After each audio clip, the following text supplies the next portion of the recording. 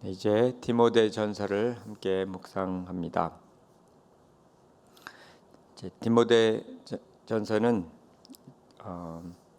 사도 바울이 이제 1차 투옥을 하고 사도행전 이후의 이야기입니다.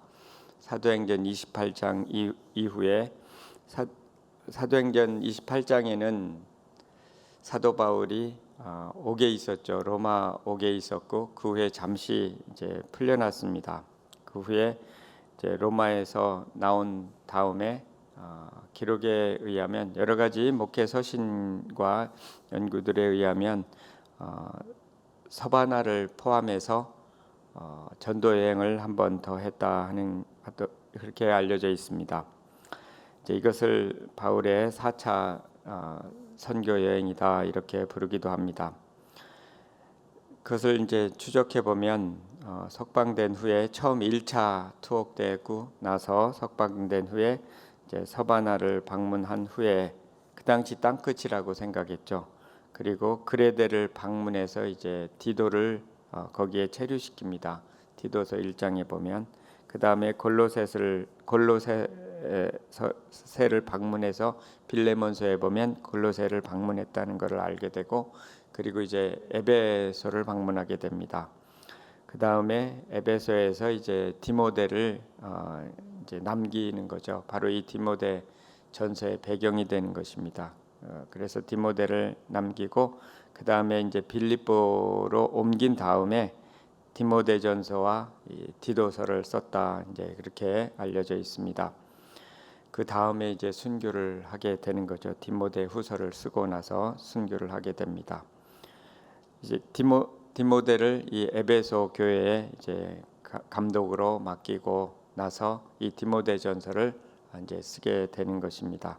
그래서 이 목회 서신이라고 부르게 됩니다. 어떻게 목회를 할까 하는 것을 해야 하는 것을 이제 믿음의 아들인 디모데에게 알려주는 것입니다.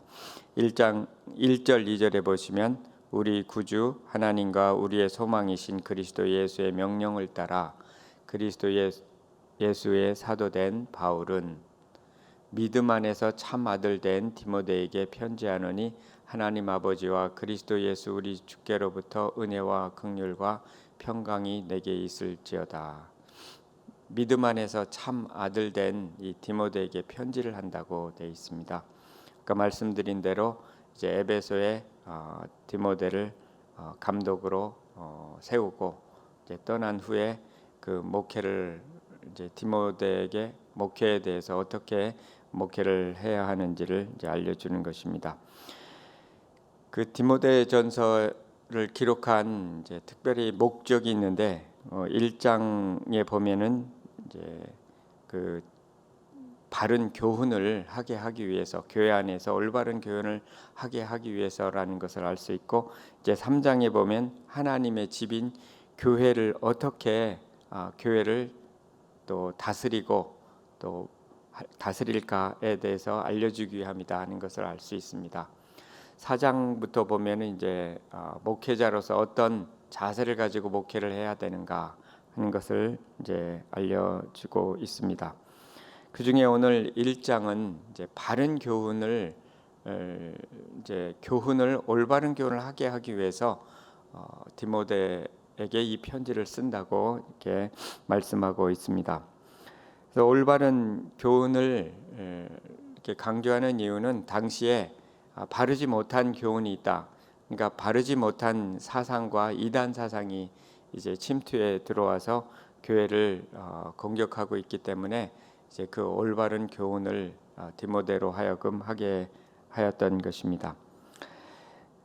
그래서 이제 3절에서부터 11절까지 보면 그 디모데를 에베소에 체류하게 한 그 목적에 대해서 기록하고 있는 것입니다. 어떤 교훈을 받느냐에 따라서 그 공동체가 다르게 나타나기 때문입니다. 우리도 개인적으로도 어떤 말씀을 어떻게 받느냐에 따라서 그 인생이 달라지게 되는 것을 알 수 있고 교회도 마찬가지입니다. 어떤 교회를 보면 굉장히 밝고 또 역동적이고 활동적이고 이런 반면에 어떤 이제 공동체를 보면 어둡고 또 정죄가 많고 또 그런 것을 알 수가 있는데, 그것이 바로 어떤 교훈을 받느냐에 따라 다른 것입니다. 그래서 우리는 교회 공동체에서 올바른 교훈을 전하고 또 받을 필요가 있는 것입니다. 오늘은 왜 우리가 바른 교훈을 받아야 되는가 하는 것에 대해서 나누고자 합니다. 또 바른 교훈은 또 어떤 교훈이 바른 교훈인가 하는 거죠.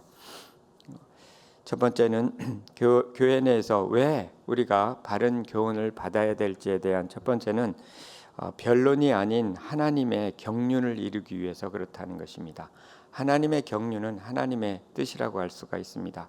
이게 변론, 이렇게 논쟁과 변론이 있는가? 그 교훈의 결말이 논쟁과 변론으로 이어지는가? 아니면 하나님의 뜻을 이루는 그러한 결론을 낳는가 하는 것입니다. 그것을 가지고 우리는 분별할 수 있다는 거죠. 3, 4절에 보면 내가 마게도냐로 갈 때 너를 권하여 에베소에 머물라 한 것은 어떤 사람들을 명하여 다른 교훈을 가르치지 말며 신하와 끝없는 족보에 몰두하지 말게 하려 함이라. 이런 것은 믿음 안에 있는 하나님의 경륜을 이름보다 도리어 변론은 되는 것이라. 이 교회 내에 이제 신하와 족보에 몰두하여서 계속 변론만 나게 되는 거죠. 논쟁이 나고 또 싸움이 나는 거죠. 무엇이 옳고 그른가만 가지고 이제 논쟁을 하게 되는 것입니다. 그것이 필요하긴 하지만 결국 하나님의 경륜, 그 하나님의 그 통치와 하나님의 그 뜻을 이루는지는 못한다 하는 것입니다. 그래서 사도 바울이 이 디모데를 이 에베소에 머물게 한 것은 어떤 사람들이 잘못된 교훈, 다른 교훈을 가르치고 있기 때문에 이것을 바로잡기 위해서 머물게 한 것이라는 것을 이제 분명히 하고 있는 것입니다. 여기에 신하와 족보, 이것은 아마 그리스 신화, 로마 신화 뭐 이런 신화일 수도 있습니다. 그리고 이 족보 얘기가 있는데 외경에 보면 유대인들이 주빌리서라는 이제 서가 있는데 그 소창세기서라고 부른다고 합니다. 여기는 많은 분량이 이 족보에 관련된 분량이 이제 할애돼서 족보 이야기를 많이 하고 있다는 거죠. 그래서 유대 랍비들은 이 족보에 끊임없는 열정을 가지고 이제 거기에 몰두했다는 것입니다. 그리고 정작 하나님의 뜻을 찾고 이루는 일에는 소홀했다는 것입니다. 그래서 디모데전서에는 이 몰두한다는 것은 예전 개역 한글에 보면은 창념한다는 표현을 했습니다. 같은 의미죠. 어디에 집중하는 거죠. 무엇에 집중해야 할 것인가? 그들은 족보와 신화에 창념했다는 거죠. 끊임없는 족보 그리고 신화. 그러나 정작 창념해야 될 것이 있는데 몰두해야 될 것이 있는데 디모데전서는 이 무엇에 몰두할 건가를 이렇게 가르쳐주고 있습니다. 4장 13절에 보면 내가 이를 때까지 읽는 것과 권하는 것과 가르치는 것에 창념하라, 몰두하라는 거죠. 하나님의 말씀을 읽는 것, 권하는 것. 여기서 읽는 것은 공중 앞에서 읽는 겁니다. 읽는 것과 권하는 것과 가르치는 일에 몰두하라. 이렇게 되어 있고요. 그리고 디모데전서 6장 3, 4절에는 말씀과 경건에 관한 교훈에 몰두하라. 족보나 신화에 몰두하지 말고 하나님의 말씀을 전하고 읽는 것, 그리고 경건에 관한 교훈에 관해서 몰두하라 이렇게 말씀하고 있습니다. 디모데전서 6장 3, 4절에 누구든지 다른 교훈을 하며 바른 말 곧 우리 주 예수 그리스도의 말씀과 경건에 관한 교훈에 창념치 아니하면 교만하여 아무것도 알지 못하고 변론과 언쟁을 좋아하니 이로써 투기와 분쟁과 회방과 악한 생각이 나며, 이같이 어떤 교훈이냐에 따라서 변론과 논쟁과 악한 생각이 난다는 겁니다. 그러니까 무엇을 우리가 무엇을 먹느냐에 따라서 우리 몸이 달라지는 것과 같이 우리 영혼도 어떤 말씀을 어떤 교훈을 받느냐에 따라서 또 선한 방향으로 나아가는가 악한 방향으로 나가는가 이것이 결정이 된다는 거죠. 교만해지는가 또 어떤 교훈을 받으면 교만해지고 올바른 교훈을 받으면 그 증거 중에 하나가 겸손하다는 거죠. 그리고 더 경건하게 나간다는 거죠. 그렇기 때문에 우리가 어떤 말씀을 어떻게 받느냐 이게 참 중요하다는 것입니다. 그래서 사전에 이제 올바른 교훈 영어로는 sound doctrine이라고 돼 있어요. 올바른 건전한 그 교리, 건전한 가르침 그죠. 그것을 받을 때에는 하나님의 뜻을 이루게 된다는 것입니다. 그것이 바로 하나님의 경륜이다 하는 것입니다. 이 하나님의 경륜이라는 말은 원어 헬라에 보면 오이코노미아라고 되어 있는데 오이코노미아는 오이코스라는 집, 그 다음에 노미아라는 그 규칙, 법 이런 두 단어가 합해진 것입니다. 여기서 집은 하나님의 집을 의미하는 거죠. 그리고 그 하나님의 집의 법칙, 하나님의 집의 원리 이렇게 되는 것입니다. 경륜이라는 것은 그것은 뭐냐면 결국은 하나님의 경영이라는 뜻이 되는 거죠. 그래서 어떤 영어 성경에 보면 하나님의 경영 이렇게 해석을 했습니다. 하나님의 섭리라고 할 수도 있죠. 하나님의 섭리와 하나님의 경영을 이룬다는 것, 그것이 바로 경륜을 이룬다는 것입니다. 하나님의 뜻을 이루는 것이죠. 하나님의 뜻은 선하고 기뻐하시고 온전하신 뜻이라고 그렇게 되어 있죠. 하나님의 뜻이 행하여질 때는 의의 결과, 즉 하나님의 뜻의 결과는 화평이라고 되어 있습니다. 그러니까 하나님의 뜻을 이루면 하나님의 집은 교회는 화평하게 나가는 건데 다른 교훈이 들어와서 계속 변론과 논쟁과 그리고 교만과 악한 생각이 이제 들게 되는 것입니다.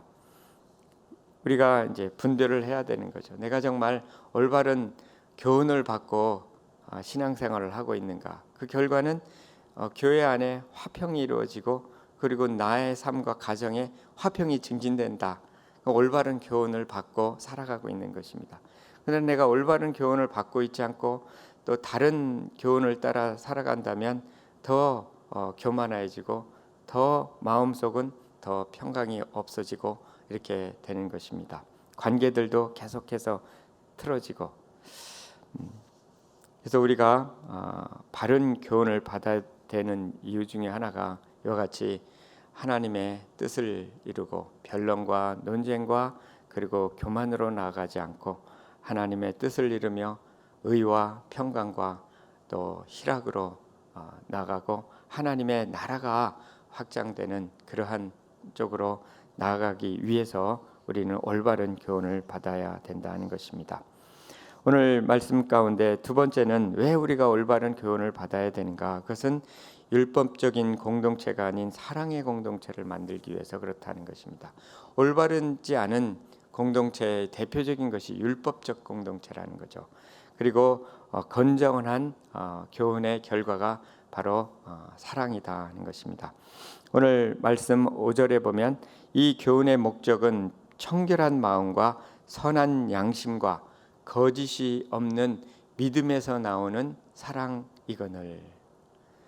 결국 이 경계의 목적, 교훈의 목적, 이렇게 디모데를 통하여 올바른 교훈, 바른 교훈을 전하게 하는 그 목적이 뭐냐면 그 교회 공동체 안에 이런 사랑인데 그냥 사랑이 아니라 청결한 마음과 선한 양심이 있고 그 다음에 거짓 없는 믿음으로부터 나오는 이 사랑, 즉 거룩한 사랑이 되겠죠. 이 사랑을 만들기 위해서 올바른 교훈을 이제 전해야 된다 하는 것입니다. 청결한 양심과 또 마음과 선한 양심, 이것은 사랑에 대한 동기를 의미합니다. 또 그 기초를 이야기하겠죠. 세상에서도 사랑을 많이 이야기하죠. 모든 유행가에도 보면 주제는 다 사랑이고요. 그건 세상적인 사랑인 거죠. 근데 교회 안에서는 그런 사랑이 아닌 청결한 마음과 선한 양심이 있는 올바른 동기에 의한 사랑이라. 올바른 동기가 무엇인가? 그것은 세상 사랑과 다른 것은 비이기적인 동기에 의한 사랑이라고 할 수가 있습니다. 세상에서는 뭔가 사랑을 베풀어도 이기적인 거죠. 결국은 동기가. 그러나 여기서 나오는 사랑은 아가페의 사랑을 의미하거든요.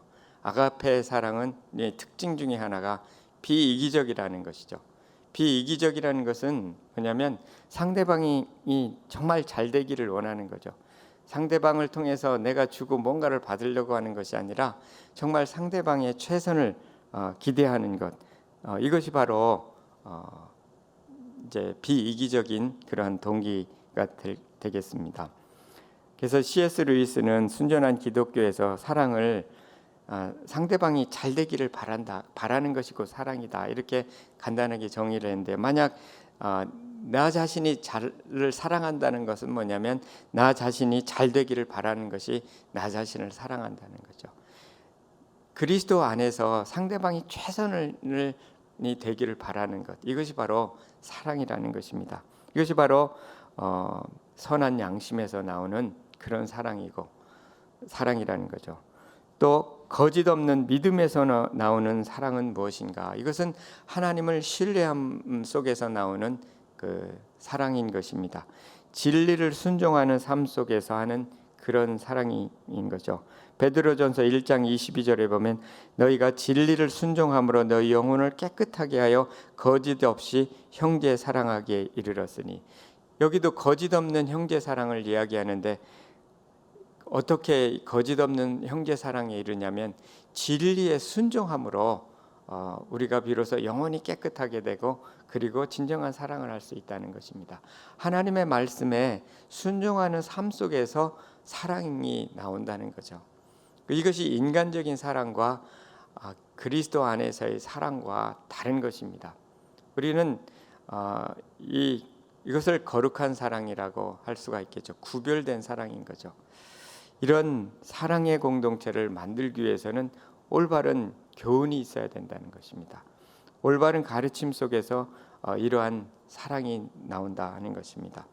이런 사랑은 감정적인 사랑이라 아니라 의지적인 사랑이 되는 거죠. 결국 진리를 순종함으로, 하나님의 말씀에 순종함으로 사랑을 배우는 그러한 사랑이 되는 것입니다.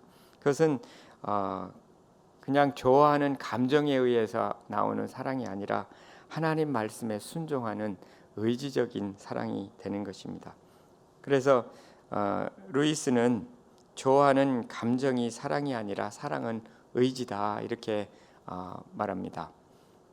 우리는 뭔가 필링이 있어야 사랑한다 그러죠. 남녀간의 사랑도, 결혼도 사실은 뭔가 통해야 되는 건 맞죠.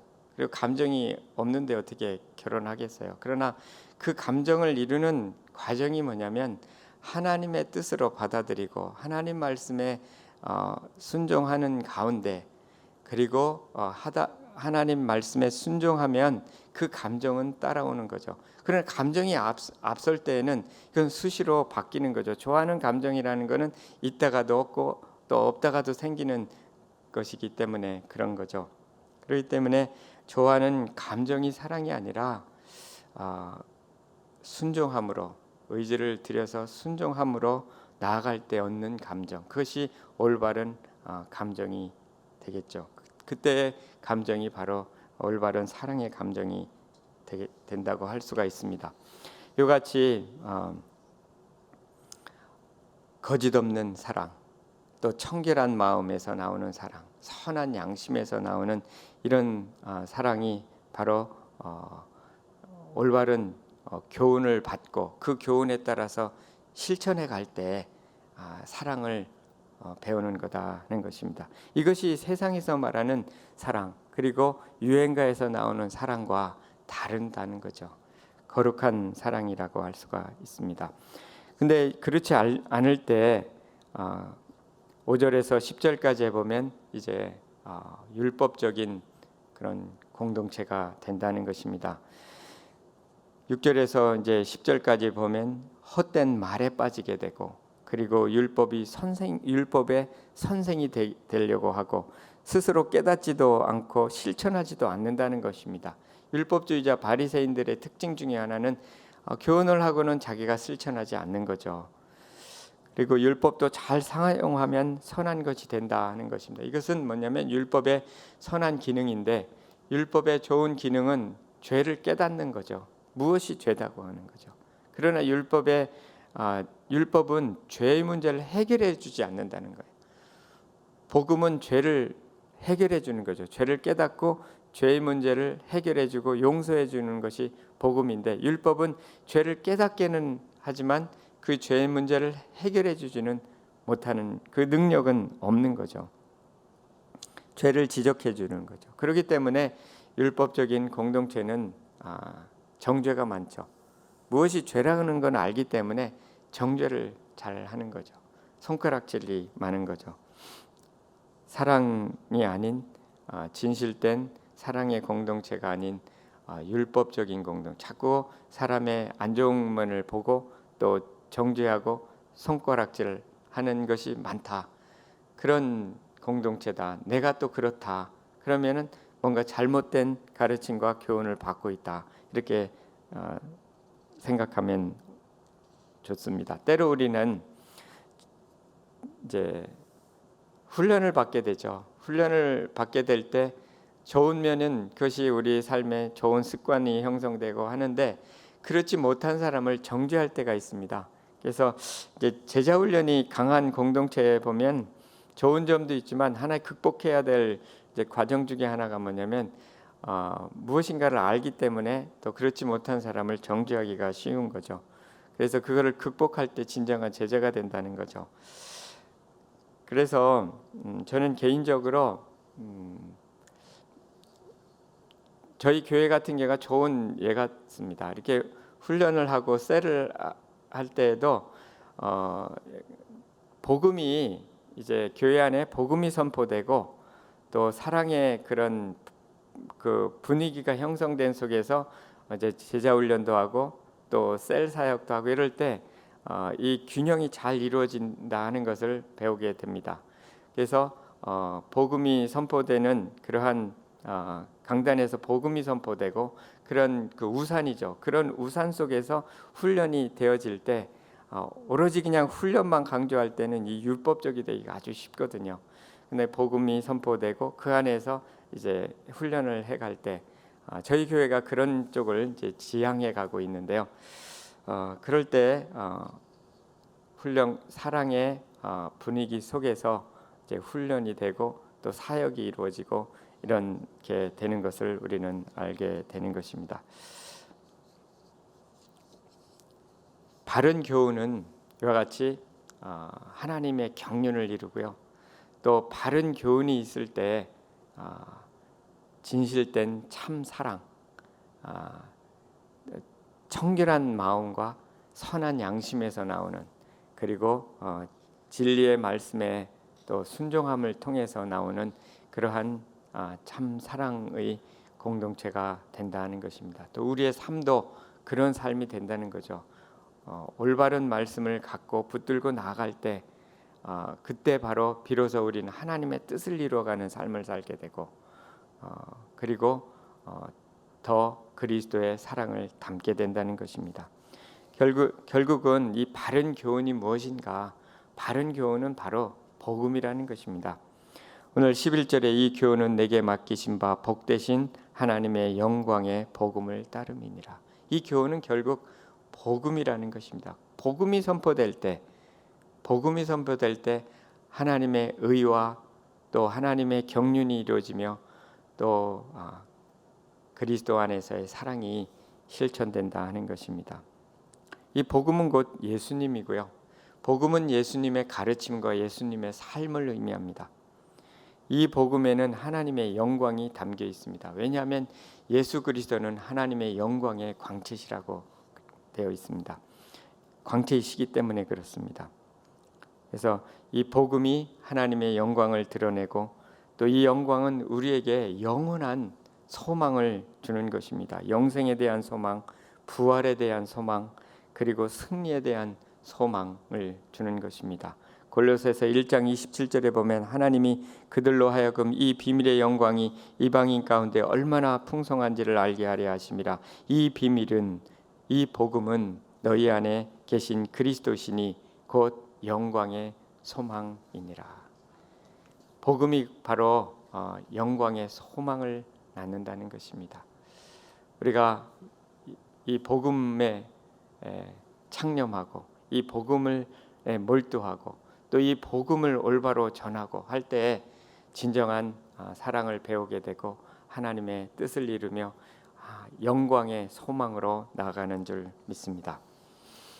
이와 같이 복음으로 말미암는 그런 영광의 소망을 갖고 살아가는 모든 한 분 한 분 되시기를 소원합니다.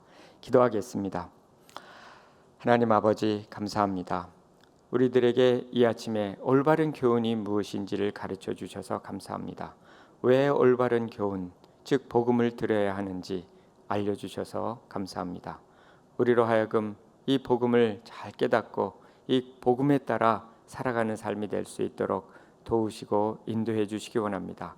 하나님의 뜻을 이루며 또 예수 그리스도의 사랑을 또 우리가 스스로 알고 실천하는 그러한 삶을 살아갈 수 있도록 도우시고 인도해 주시며 또 우리 교회가 이와 같은 복음 안에서의 공동체가 되며 사랑의 공동체가 되며 하나님의 뜻을 이루는 아름다운 공동체로 나아갈 수 있도록 도우시고 인도해 주시기를 간절히 소원합니다.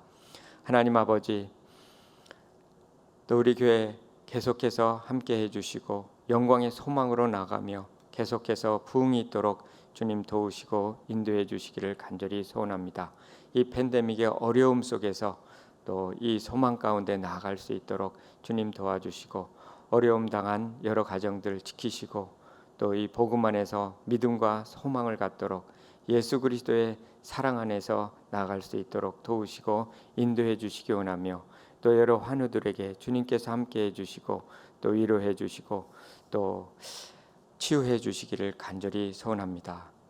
또 우리 공동체를 이끄시는 강준민 담임 목사님 늘 함께 해주시고 강건하게 해주시고 이 복음을 잘 증거하기에 조금 더 부족함 없도록 늘 붙들어 주시기를 간절히 소원합니다. 하나님 아버지, 또 오늘은 미얀마에서 선교하시는 장성일 선교사님 부부 위해서 기도합니다. 미얀마 현지 상황 속에서 사역이 잘 진행될 수 있도록 도와주시고 동역할 현지 사역자들과 잘 연합할 수 있도록 주님 도와주시고 계속해서 풍성한 열매로 하나님께 영광 돌릴 수 있도록 인도해 주시고 은혜를 베풀어 주시옵소서. 감사하며 예수님 이름으로 기도합니다. 아멘. 하늘에 계신 우리의 아버지여, 이름이 거룩히 여김을 받으시오며 나라의 임하옵시며 뜻이 하늘에서 이룬 것 같이 땅에서도 이루어지이다. 오늘날 우리에게 일용할 양식을 주옵시고 우리가 우리에게 죄 지은 자를 사해 준 것 같이 우리 죄를 사하여 주옵시고 우리를 시험에 들게 하지 마옵시고 다만 악에서 구하옵소서. 대개 나라와 권세와 영광이 아버지께 영원히 싸움나이다. 아멘.